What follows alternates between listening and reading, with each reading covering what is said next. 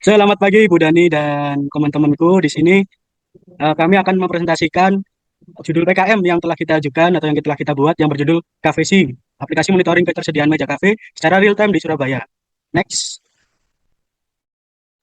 Untuk latar belakang, di sini perubahan gaya hidup masyarakat dimulai dengan kafe kini tidak hanya menjadi tempat makan dan minum, digunakan untuk belajar, bekerja, meeting, diskusi hingga bersosialisasi. Didukung fasilitas wifi, suasana nyaman dan desain modern, tingginya minat pengunjung kafe dengan Surabaya memiliki lebih dari 3 juta penduduk. Jumlah pengunjung kafe meningkat terutama pada sore hingga malam hari. Akhir pekan, dengan beberapa fase mengapa kafe sih dibutuhkan. Yang pertama dan peak hour, manual search, tidak efisien dengan solusi sistem monitoring ketersediaan meja kafe secara real time yang mudah diakses melalui smartphone. Next. Berikut merupakan rumusan masalah yang digunakan. Untuk permasalahan utamanya yang diangkat adalah bagaimana sistem dapat memberikan informasi ketersediaan meja kafe secara real time, sehingga pengunjung tidak perlu lagi mencari meja kosong secara manual. Selain itu, sistem ini juga dirancang untuk mengurangi waktu pencarian tempat duduk, serta meningkatkan kenyamanan dan efisiensi mobilitas pengunjung kafe di area kafe tersebut. Lalu tujuan dari Kafesi sendiri ini adalah untuk mengembangkan sistem pemantauan meja secara real time, menyediakan informasi kondisi meja yang cepat dan akurat, serta membantu pengunjung menemukan meja kosong dengan lebih mudah. Lalu untuk manfaatnya ini terbagi menjadi dua, yaitu bagi pengunjung, di mana sistem ini memberikan informasi meja yang lebih cepat dan meningkatkan kenyamanan. Sedangkan bagi pengelola kafe, sistem ini membantu memantau penggunaan meja secara lebih efektif. Dengan demikian, Kafesi diharapkan dapat menjadi solusi yang memudahkan pengunjung sekaligus membantu operasional kafe menjadi lebih efisien. Bisa di next? Kemudian untuk FDGs, di mana ada industri, inovasi, dan infrastruktur, karena KFC merupakan inovasi teknologi berbasis aplikasi yang membantu digitalisasi operasional kafe dan UMKM, pekerjaan layak, dan pertumbuhan ekonomi, karena melalui digitalisasi UMKM kafe yang meningkatkan produktivitas dan daya saing usaha. Kemudian ada keunggulan, yaitu informasi ketersediaan meja real time, lalu meningkatkan efisiensi dan kenyamanan pengunjung, menggunakan teknologi IoT modern, akses mudah melalui aplikasi mobile, dan efisiensi operasional bagi pengelola kafe. Lalu ada kelemahannya, yaitu ketergantungan pada internet, seperti WiFi atau data, lalu ketergantungan pada sensor PIR, biaya implementasi relatif tinggi untuk kafe kecil, ketergantungan pada perangkat mobile, dan potensi error sistem real time.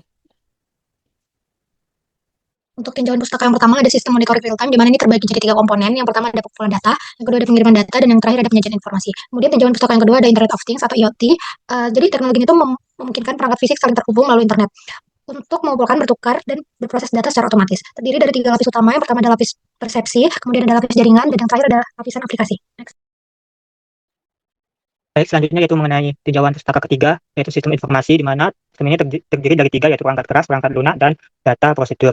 Selanjutnya, ada efisiensi mobilitas, di mana yaitu kemampuan melakukan aktivitas dengan lebih cepat dan hemat waktu. Yang ketiga, yang terakhir yaitu aplikasi mobile, di mana aplikasi ini digunakan pada smartphone dan tablet. Pada KVC sendiri dikembangkan menggunakan Volker agar dapat berjalan di Android. Next. Kemudian terdapat tinjauan pustaka dari penelitian terdahulu. Berdasarkan kajian penelitian terdahulu, samping terdapat beberapa kesamaan dalam pemanfaatan teknologi IoT dan aplikasi mobile untuk tujuan monitoring. Cafe CI hadir sebagai inovasi yang mengisi celah tersebut dengan pendekatan yang lebih komprehensif, terjangkau, dan ramah penggunaan. Untuk metode pelaksanaan di sini ada fase pertama yaitu studi literatur dan analisis kebutuhan. Jadi di sini ada studi literatur IoT, sensor PIR, Firebase, Flutter.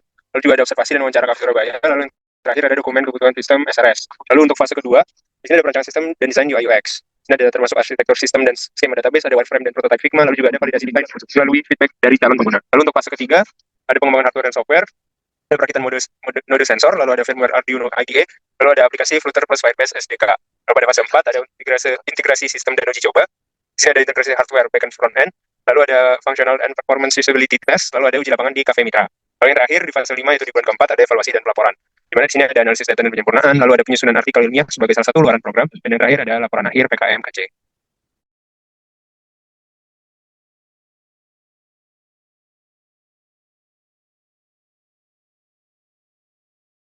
Untuk penilaian selanjutnya ada desain sistem dan teknologi, ada sensor PIR, ada EPS 32 microcontroller, Firebase real time, dan aplikasi KFC. Untuk fitur utama aplikasi, metadata real time, Dina Cafe interaktif dengan indikator warna, hijau tersedia, merah terisi, notifikasi push, arrest otomatis ketika meja yang dipantau menjadi tersedia. Yang selanjutnya ada filter kapasitas, dan yang terakhir ada riwayat 24 jam. Selanjutnya ada alat dan bahan. Di sini alat yang pertama yaitu sensor PIR, lalu ada microcontroller, power bank, ada PCB custom, casing 3D, kabel jumper dan breadboard, ada Flutter SDK, ada Firebase, Arduino IDE, Figma, dan VS Code. Lalu metode pengumpulan data di sini ada 2, yaitu data primer diperoleh melalui observasi lapangan, wawancara dengan pengelola, dan pengunjung kafe. Lalu data sekunder diperoleh dari jurnal ilmiah, dokumentasi teknis, buku referensi, dan penelitian terdahulu berkaitan dengan IoT. Next.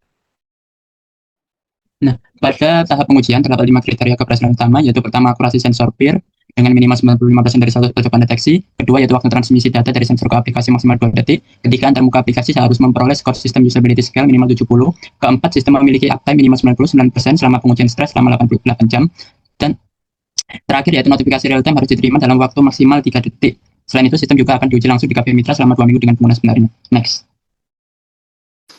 Ini selanjutnya itu ada rencana anggaran biaya untuk membuat alat grafis ini dengan total 5.302.500.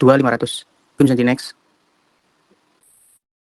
Selanjutnya, beberapa jadwal kegiatan mulai dari studi literatur, analisis kebutuhan, perancangan sistem dan desain UI UX, pengembangan hardware, pengembangan software, integrasi sistem, pengujian fungsional dan performa, uji coba lapangan di KP Mitra, evaluasi dan penyempurnaan, dan yang terakhir penyusunan laporan dan artikel ilmiah. Next.